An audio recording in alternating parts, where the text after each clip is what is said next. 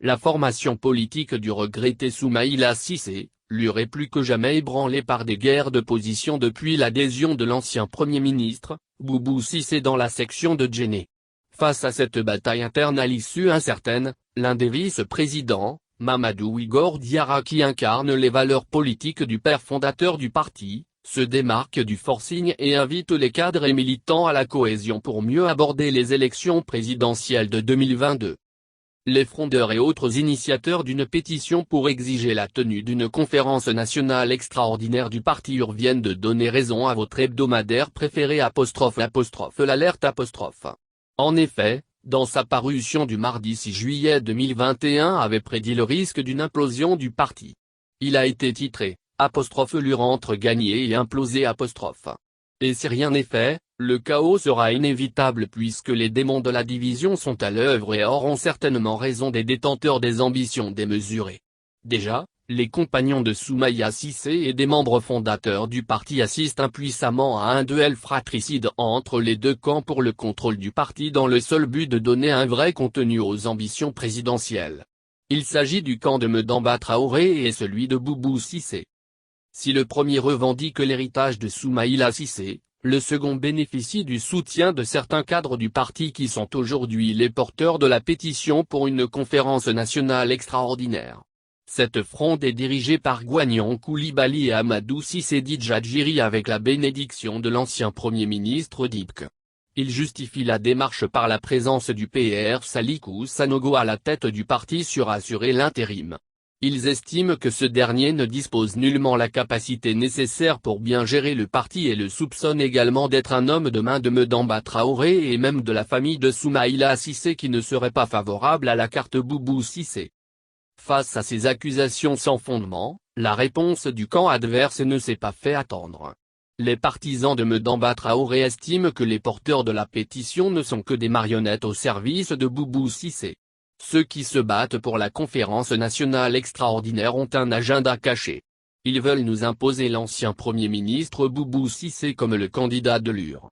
Une insulte à la mémoire de Soumaïla Cissé qui s'est battu contre un régime dont Boubou Cissé était une des figures de proue. L'UR ne peut pas faire de Boubou Cissé son candidat au risque d'avoir toutes les forces sociopolitiques contre le parti.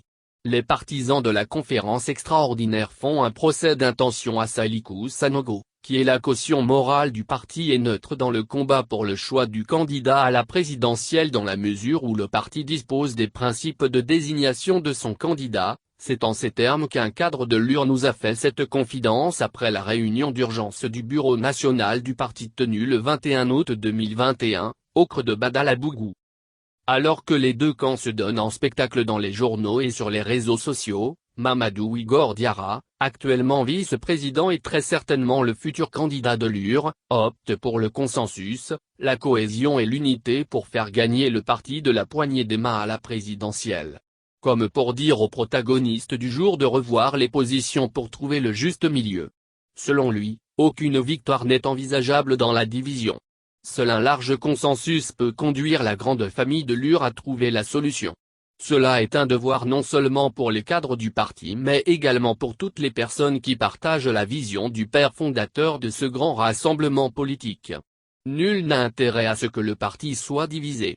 Que tous les militants et cadres aient leur place en son sein pour préserver les acquis du parti et mettre en œuvre son programme.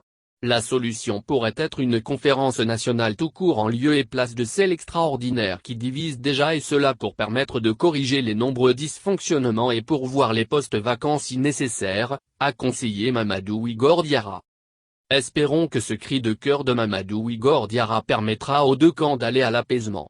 En tout cas, avant la tenue de la réunion d'urgence le samedi dernier, la pétition de la déstabilisation avait obtenu plus d'une centaine de signatures des membres du bureau national. Selon les conclusions de la rencontre du 21 août 2021, une conférence ordinaire statutaire se tiendra le 23 octobre prochain. Pour la désignation du candidat du parti pour l'élection présidentielle, le bureau national décide de procéder par l'appel à la candidature. Déjà, dans les coulisses du parti de la poignée de main, on annonce une dizaine de prétendants dont Madou Diallo, Madamba Traoré, Adama Coulibaly, Boubou Cissé, Abdoul Wahab Berté, Mamadou Igor Diarra. Ce dernier incarne aujourd'hui la vision politique de Soumaïla Cissé. Une conclusion non moins importante est sans nul doute la mise en place d'une commission pour réfléchir sur les critères de désignation du candidat. Le rapport de ladite commission sera ensuite soumis pour validation du Bureau national en tenant compte de la procédure établie par les textes du parti.